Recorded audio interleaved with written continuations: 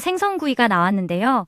김이 모락모락 나는 이 뜨거운 생선을 한 입 맛본 그는 이 밤이 자기 여행의 최고 순간이라고 고백하게 됩니다. Okay, Pops, dumating na yung isda natin. Parang siyang dalagang bukid, no? Ang galing, parang siyang dalagang bukid. Okay, Pops, tikman na natin tong napakainit na isda. Oh, wow, grabe. Good luck sa akin ang init nito. Okay, cheers. No, no, no.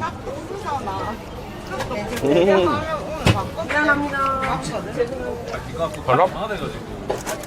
Siyang dalagang bukid niya, ang galing. Oo, 저기 grabe, sobrang lasang dalagang bukid. 방글라데시 사람들한테 Please, guys, comment down below, dalagang bukid nga ba to? Grabe yung init. Ang simple lang. Grabe, ngayon lang ako nakakain ng isda, pritong isda, habang umiinom.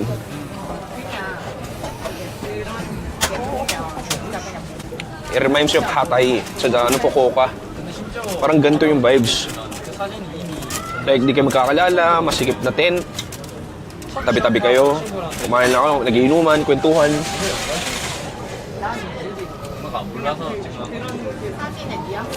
Ang saya lang din nito ni Daddy.